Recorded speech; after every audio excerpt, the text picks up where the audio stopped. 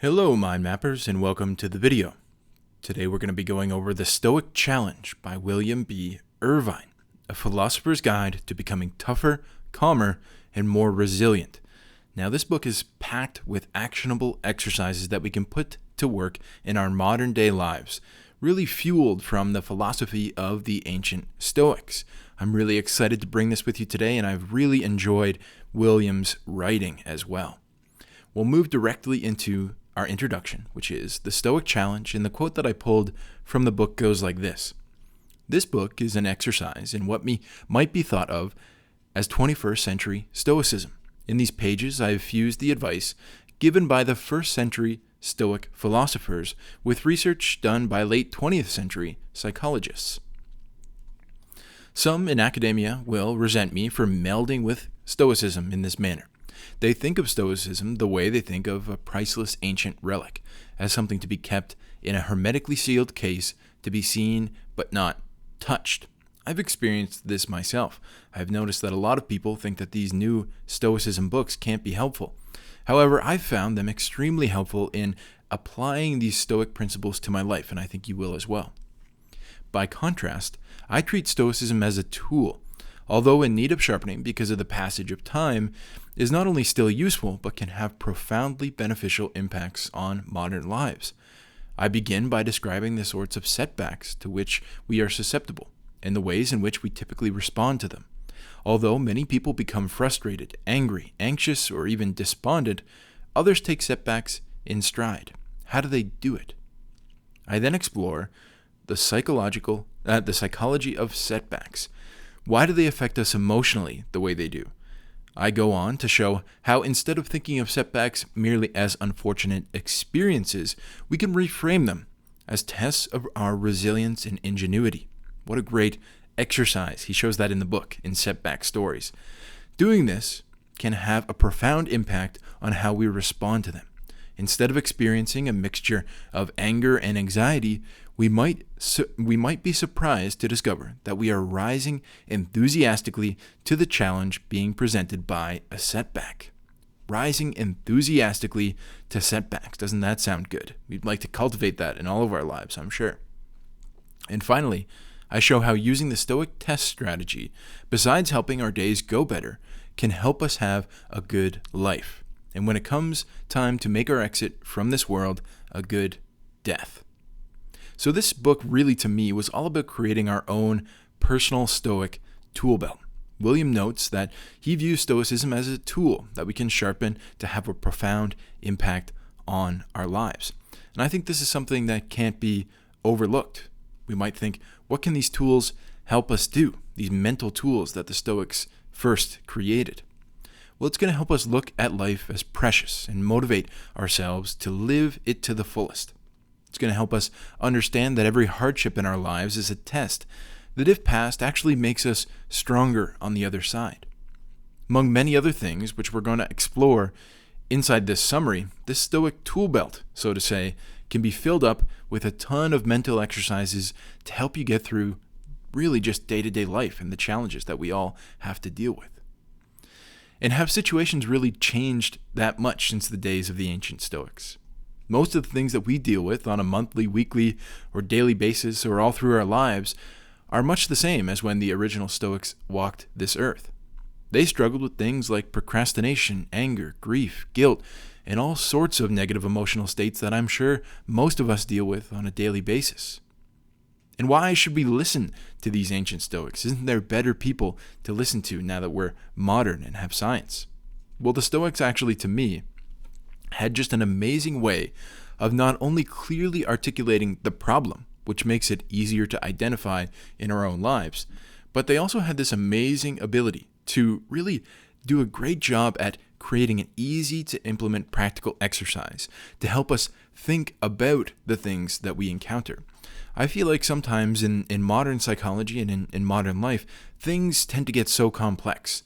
And the ancient Stoics just did a very good job at making things easy to understand and to identify, and then also kind of easy to implement these practical exercises. That's why I really, really enjoy Stoicism. Why we shouldn't just listen. Now, this is something extremely interesting that the Stoics often talk about. These exercises we're going to talk about today are extremely powerful.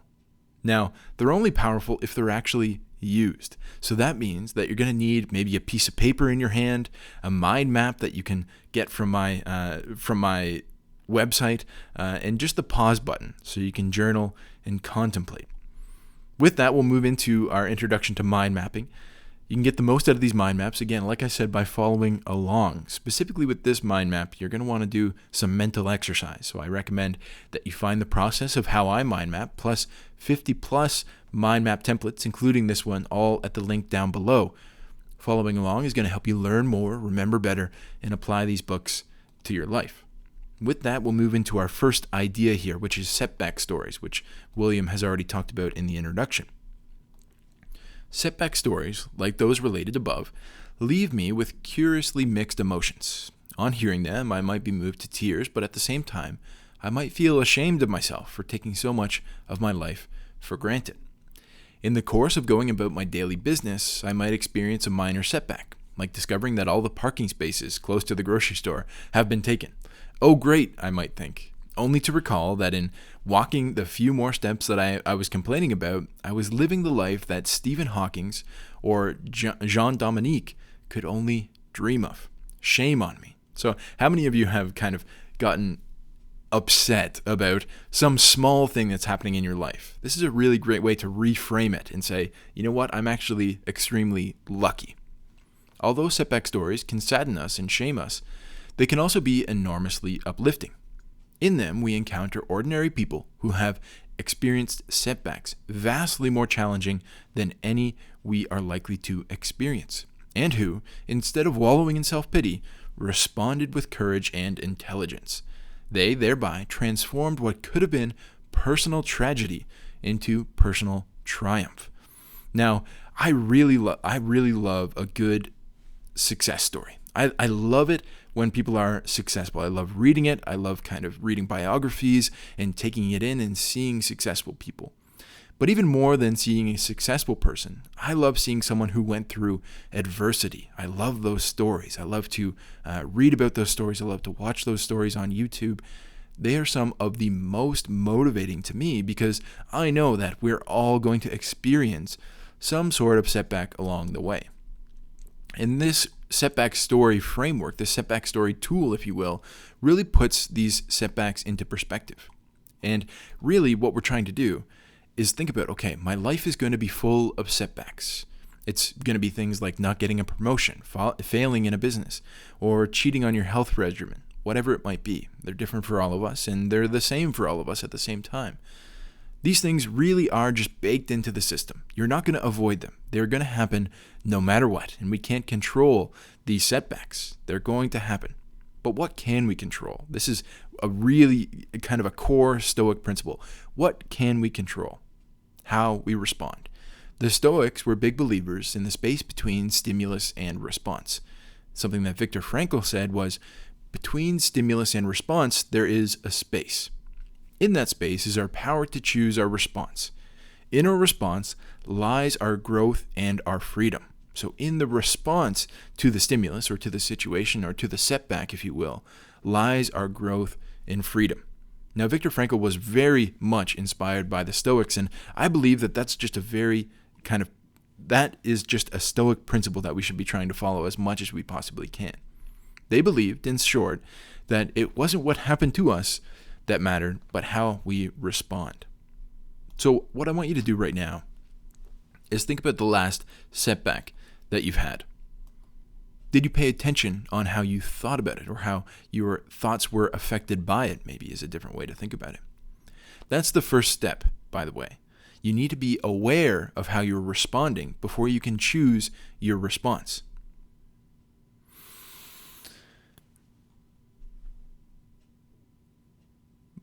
Were I to guess, I would say that you, like most of us, probably beat yourself up, get angry, get upset about that setback. Beat yourself up is that's one of the favorites of my mind. That's one of the things that my mind does all the time. Actually, it's likely that you've created a cycle of setbacks because of your response to that one setback a long time ago. So something went wrong a long time ago. Maybe you failed in a business, maybe you cheated on your health regimen, and you started beating yourself up about it. Well, then you kind of ingrained this cycle in your mind. Hey, I'm going to mess up and then I'm going to beat myself up. I'm going to mess up and I'm going to beat myself up. And that cycle really just leads to you messing up more often. Whereas what the Stoics would do is if something would go wrong, you would have a setback or something like that, they would actually, okay, how can I use this to fuel me? That's another tool we'll talk about later in resilience. But it's very important to get the positive cycle going. Every time I have a setback, I get better. That's something that you can kind of ingrain in yourself as well. So what I want you to do is pay attention next time. Make some space between that stimulus and response so that you have the ability to respond differently. And how might we respond better next time? Let's think about that. Let's talk about one of my business coaching clients and a setback that he had. Earlier this week, I had a coaching call with one of my clients trying to build an online business. Quite a few of my clients are building online businesses right now just because of the way the world is, and it's extremely exciting for me. Things had been going great after our last call, and I was excited to see how he implemented our plan. When I show up on the call, I can see the look on his face. Something went wrong with our plan. Of course, that was expected to happen. But he was taking it particularly hard. The sales message that he sent out didn't work. Not even one response, he said. He was ready to quit. Rather than indulge his misery or come up with a new plan, something the old me probably would have done, I decided our next best course of action was Google. For the next 30 minutes, we researched how the best businesses in history actually started with a string of failures. And then we looked up how they responded to those failures and bounced back even stronger. It's an interesting exercise if you're in business, by the way. Go and look up how many businesses had failures along the way. All of the best businesses had failures, particularly the ones in the beginning that could have been devastating to their business. Now, this didn't help him with his sales problem, but it allowed him to play the game for another day, opened his mind to some creative actions. And those are probably the two most important things in business, being willing to play another day and having an open mind to creative and innovative actions. How about you? We already know what your last setback was, but let's think about your most common ones. A good exercise here is to make a list of the common setbacks that happen to you. Then research on YouTube, Google, and documentaries for people who have gone through similar situations and made it through. Keep that list close because another setback is right around the corner and you can pull it out then. Now, this is interesting because I think this is one of the reasons that people love David Goggins so much. David Goggins went through a lot of hardship in his life, and he built himself up through that hardship. And I think that's why we connect with him so much. I think that's why his message has been spreading so rapidly. It's a very interesting concept, right? Can you share with people kind of the things that you've gone through that are hardships as a way to get them to believe in themselves a little more? I think that's probably a good way to go if you're a coach or really in any kind of online business. We explored what might be called resilience continuum. At one end, we find resilient individuals, when they encounter a setback, they bounce back quickly. Or better still, they don't get upset by the setback, meaning they have nothing to bounce back from. They come off looking strong and even heroic. At the other end of the continuum, we find fragile individuals. On being set back, they become flustered, angry, or even despondent. As a result, they tend to be unhappy, and their friends and relatives may pity them rather than admire them. So this is all about resilience, something that we alluded to in the previous point. A resilient person will refuse to play the role of the victim. To play this role is to invite pity, and she doesn't regard herself as a pitiful being. She is strong and capable. She may not be able to control whether she is a target of injustice, but she has considerable control over how she responds to being targeted. She can't let it ruin her day and possibly her life. She can't respond to it bravely. She can respond to it bravely, remaining upbeat while she looks for workarounds to the obstacles that people have wrongly placed in her path. Consider how different our world would be if Nelson Mandela and Mahatma Gandhi had played the role of the victim. Suppose, more precisely, that they had been raised to think it was emotionally risky to deal with setbacks on their own, and that at any rate, they shouldn't have to deal with them.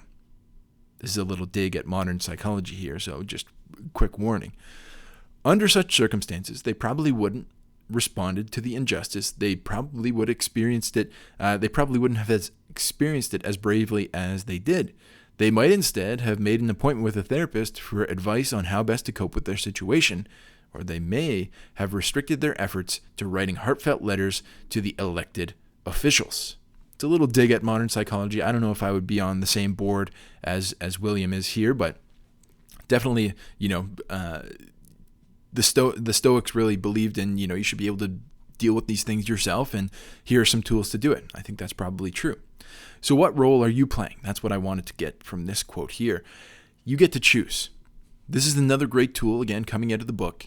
Something difficult happened in your life, take some time to reflect. Ask the question, what role am I playing right now?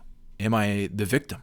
A couple of things the victim might be saying is they might be blaming other people or outside circumstances. They might be giving up or giving in. They're cultivating fragility, which is not what we want to be. We want to be resilient.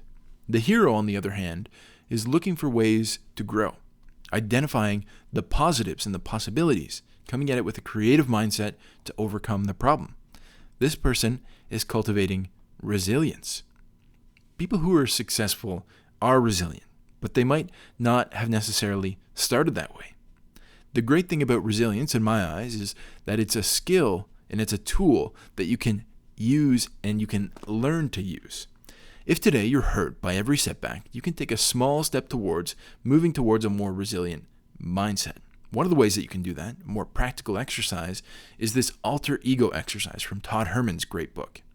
This is an exercise I use with my coaching clients to help them get in a resilient frame of mind. Step number 1, if they're coming to me and they're blaming outside circumstances, thinking about giving up, and etc., we ask the question. We identify, what role am I playing right now? Am I a victim or a hero? Step number 2 is imagine. What does your superhero self look like, and what would they be doing right now? Right? Would they be blaming the outside circumstances, or would they be looking for ways to grow?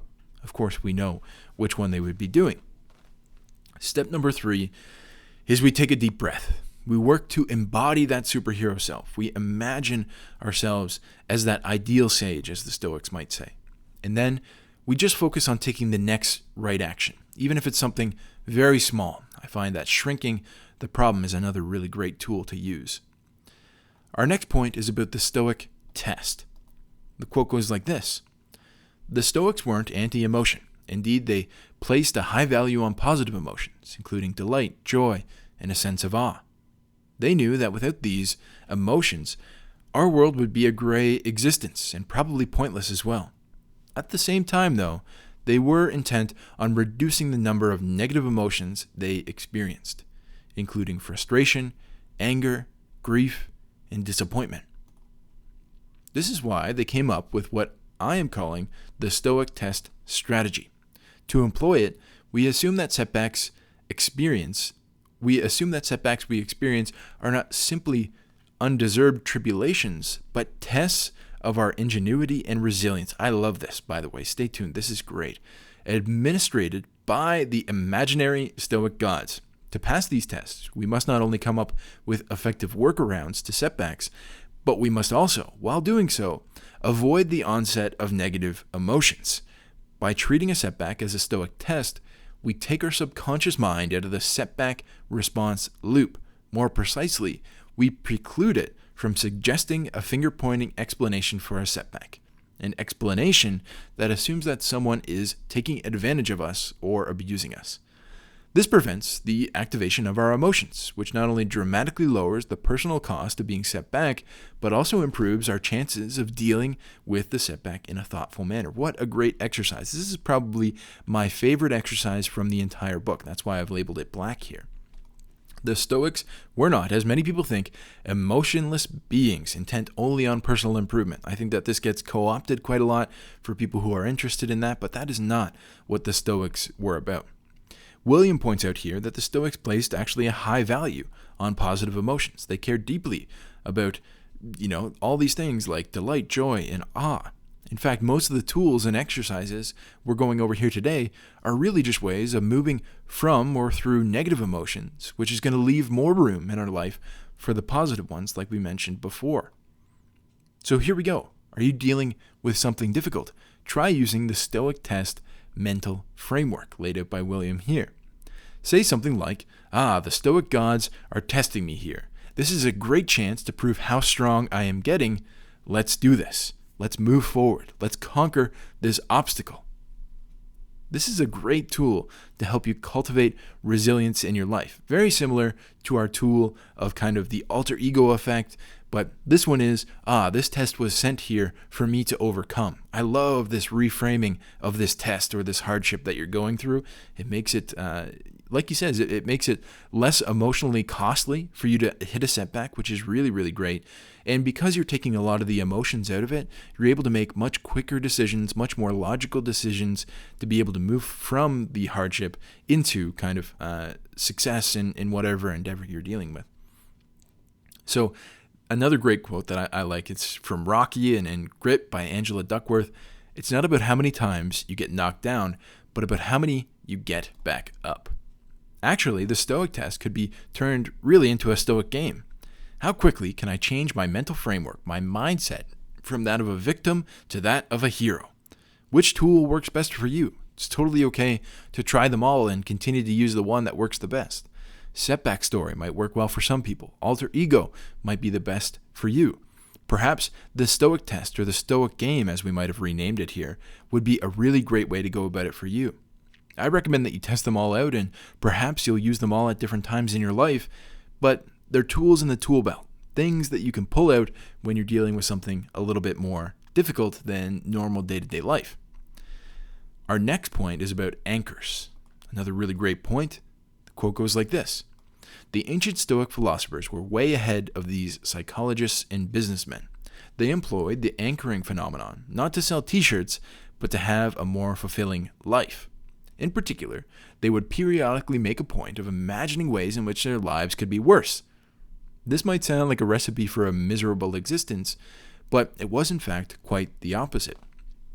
By thinking about how things could be worse, they effectively sank an anchor into their subconscious mind. Not that they thought in these psychological terms, of course. The presence of the anchor affected how they subsequently felt about their current situation. Instead of comparing it to superior situations they routinely found themselves dreaming of, they compared it to the inferior situations they imagined and thereupon concluded that things weren't so bad. I'm going to take a minute here and stop this, because as I'm reading this, I realized how much of our lives are spent dreaming about the positive or these superior situations, as William says here. How much of our lives are focused on the superior situations, and how much of our kind of unhappiness, our kind of mental struggle that we go through is actually just because we have this superior situation that we've created in our mind, or the superior reality maybe that we've created in our mind, and we're just not seeing it in our daily lives. We're not seeing it in our day-to-day kind of workings. How much of our unhappiness is because of that gap, and how much can we add an anchor into it and say, you know what, my life is actually pretty good. This is very similar to our setback story, but on kind of a grander scale, an overall scale. A really great tool to use. This process, now known as negative visualization, is one of the most remarkable psychological instruments in the Stoic toolkit. It is important to realize that in advising us to negatively visualize, the Stoics weren't advocating we dwell on how things could be worse. That would indeed be a recipe for misery. Instead, what we should do is periodically have flickering thoughts of how our lives and circumstances could be worse. And to me, things could always be worse is a cliche for a reason. We hear that all the time. How are you doing? Could be worse. The reason is a cliche, and the reason most things are a cliche, by the way, is because it's actually a very powerful reframing tool, kind of built in to human psychology. We as humans have this tendency to over-dramatize these things in our lives. Now, I said here, especially the bad things, but now I realize how much we over-dramatize these superior potential outcomes as well as the bad things in our lives. This exercise can help you when you're stuck in that state. So if you're stuck in that state of dramatizing how things are bad or how things should be better even, the key here is to get some real perspective. Asking yourself, How could things be worse? Just for a small moment in time is a great way to step outside of your problems and back into reality. Didn't get that promotion? Well, at least you weren't fired. Have to wait in line? At least you can stand. Lose your job? At least you have the time to look for another one. I really like this Stoic exercise. This idea of anchoring is really great. And I also really like what Jocko Willink says in his latest book, The Field Manual. I think he really takes it to another level. And I think you guys will really love this. Test this out in your life. Such a great way to go about it. So Jocko has a one-word reframe that's incredible when things are going wrong for you. Good. He says the word good. So here's how it might look. Didn't get the promotion? Good. Now you have more time to practice your skills. Have to wait in line? Good. Now is a chance for you to practice a meditation. Lose your job? Good. Now you have time to find a better one. This quick reframe is very powerful for when you're wallowing in your own self-pity. I recommend that you test it out. It's a very good, actionable tool that you can use to reframe some bad situations in your life. This is coming to our final point. One of my favorites again, labeled it in black here, Lazy Bill. A spectator at Regatta would naturally think that I am rowing against the other rower, so he's competing in a rowing race here. From my Stoic point of view, though, the other rowers are my teammates in a much more important undertaking, my battle against Lazy Bill. I have nothing against winning a race, in the conventional sense of the word, by rowing faster than the other boats that I have entered. But what really matters to me, though, is that I soundly defeat Lazy Bill. I am probably not alone in having a lazy self lurking within me. Indeed, it is conceivable that you, dear reader, have one as well. In the coming days, be on the lookout for this being. And when it appears, don't simply capitulate, but consider your options. Experiment with ignoring or even reprimanding, and ask yourself whether you really want this lowly creature who has never accomplished anything worthy of note running your life. We are all only competing against one person, the worst and laziest version of ourselves. William tells us to be on the lookout for this lazy self.